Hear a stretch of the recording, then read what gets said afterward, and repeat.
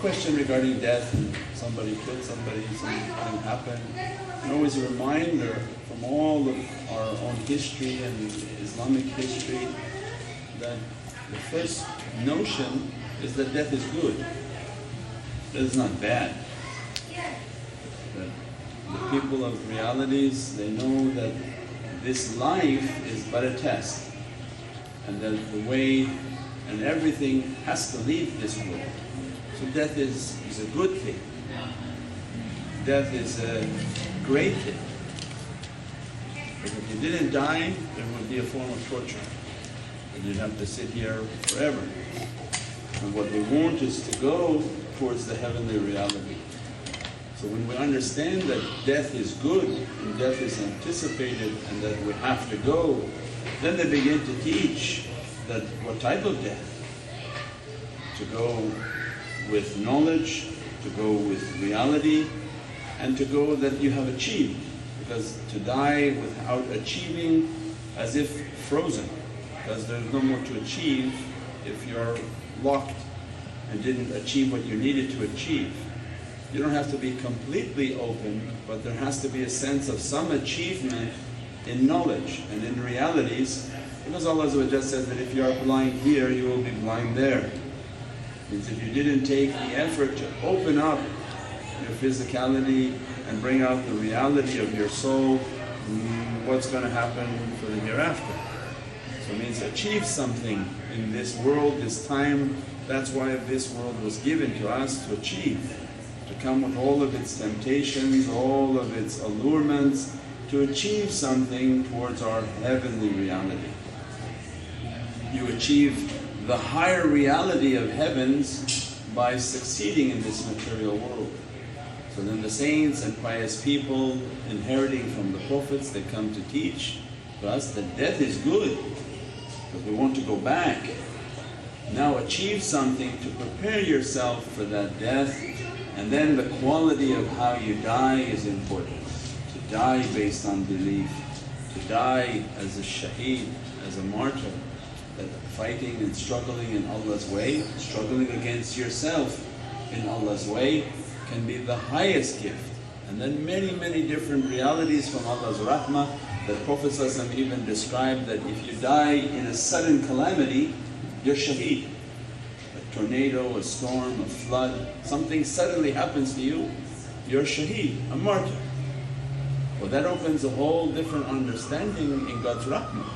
So when you watch the news and see, oh my gosh, tens of thousands of people were killed in a flood. This is a big mercy in God's plans, because there's no more accounting. The shaheed has no accounting, has no, come let me judge you. There's no more judging. So in God's infinite mercy and in God's infinite understanding, Allah's infinite plan, because we lack patience to understand what's happening. But there is a plan and there is an immense mercy that even just from a storm, from a tornado, from a flood, from calamities, God is saving them, granting them to be martyred. And the understanding of the stations that pious and saintly souls want. So there's one example that a shaykh was asking that, Ya Rabbi, I want to be martyr, I want to be martyr, I want to be martyr. And the whole time there is no jihad, where are you going to be martyred? So he's sitting in his room, old shaykh, and somebody came in and began to stab him. And all the murids came and began to rip this person to pieces. Immediately the shaykh woke from his state, no. And they were all kind of astonished, but they thought he was dead. Because he realized, now this one's going to be hurt. And he realized and said no. And immediately they all understood that that pious servant was praying to be shaheed. And if there's no war, how he's going to be shaheed? That Allah sent one to make him to be shaheed, to be granted the station that he had prayed for and was hoping to achieve. Means many different realities, many different understandings. Even in Islamic history, the martyrdom of Imam Hussain, that Imam Hussain it's such an amazing complexity that he wants to intercede for Ummah Muhammad. He's inheriting from his grandfather's love that I want to intercede for the community. But you can't intercede for the community unless something's been happened to you. A calamity, a wrong has come against you. Otherwise, on what grounds you're planning on interceding? It's a court, it's law, it's justice.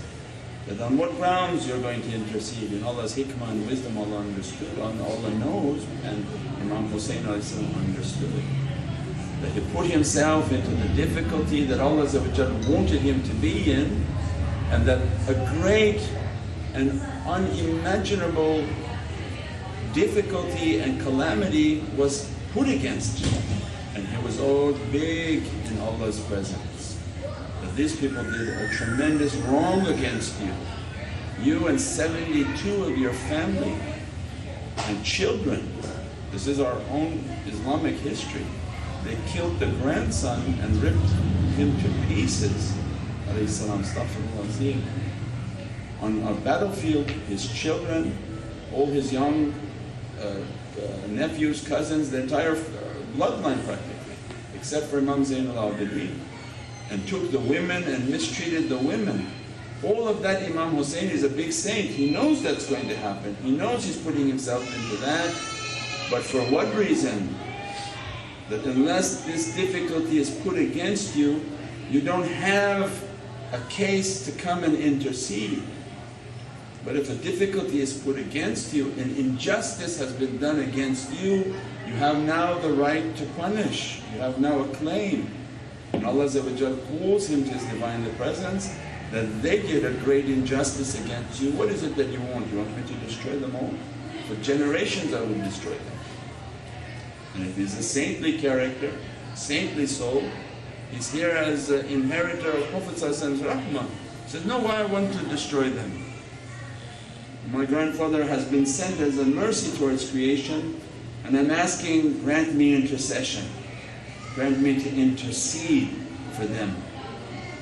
And Prophet ﷺ described there would be 72 tribes that go astray in Islam, and one would be right. And 72 martyrs were in that battlefield. Each one of them will intercede for one of these tribes. When Allah is about to punish them and that one steps forward, Ya Rabbi, a great injustice was done against me, let me intercede for them. All the way to Imam Hussain who represents the haqq and the reality of Prophet and stands on the foothold and threshold of truth, which is that you must sacrifice yourself for Allah. Not sacrifice and harm other people, bother people, but you must be harming and sacrificing and serving Allah by putting yourself in difficulty. And that's the inheritance of Ahlul Bayt. أَتَيْنَاكَ الْكَوْثَرَ فَصَلِّ لِرَبِّكَ وَانْحَرْ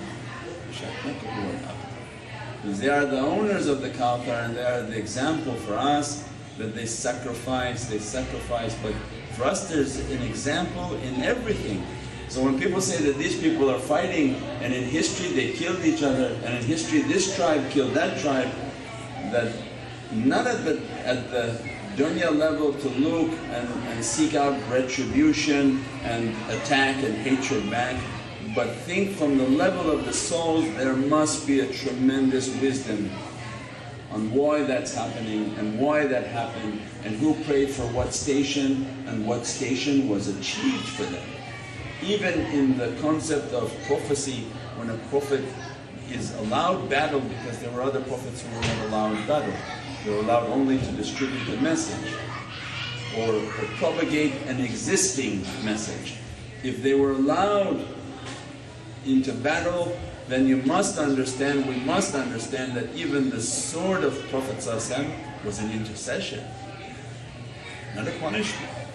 As soon as it hits, it punishes the physicality but sends the soul to paradise. They don't go to hell, they go to paradise because they've been cleaned from the physical dirtiness. Because when the physical dirtiness was not accepting the prophecy, it's impossible to witness the light of Prophet ﷺ and not go to paradise. So what was punished by the sword was the body. Immediately the body thrown, ashes to ashes, dust to dust. It wasn't going into heaven anyways. But by means of that sword, the body was laid down and the soul achieved its paradise. It had to achieve paradise because the soul witnessed Prophet ﷺ. How is it that you could see Prophet ﷺ even if it came for battle and not achieve paradise? Impossible. It's Allah's rahmah. وَمَا أَرْسَلْنَاكَ. Allah says, I wouldn't have sent him into that battlefield if he wasn't a rahmah for you. Why would to send him to go and fight for what? Wasting people's time? But even his sword was a rahmah, because it takes away the physical. That physical wasn't going to God anyways, and it's misbehaving and dirty, put it down. And the soul goes to paradise. Achieve what rank we can't imagine. Means God's mercy and God's infinite plans are unimaginable, but the basis of everything is death is good. We're not running to live 1,000 years on this earth. Death is good. And how God is going to grant that death then is based on the du'as. If Allah accept, grant us a noble death. Grant us a death in which we are in belief. We don't want to die one day being angry, disbelieving, and that's the day that you die. Tawaffani al-Muslimun means that grant me to be in faith, Ya Rabbi, with love of you, love of Sayyidina Muhammad, love of Awliya Allah, and then take me at that time and grant me to struggle always in your way. If it's in a battle, it's in a battle, but the greatest battle is the battle against myself. Can you imagine dying, struggling against yourself? And you fasting on a holy day, and that's the day that Allah decided for you to have a heart attack and die. And you were struggling against yourself, you were eating lentils, you were fasting, you were praying, you were in zikr, you were in fajr, you were on hajj. Those are all a jihad against the self. And to die in Allah's way, in the way of struggling against the self. Mirahmadi Muhammadan Mustafa Surah Al-Fatiha.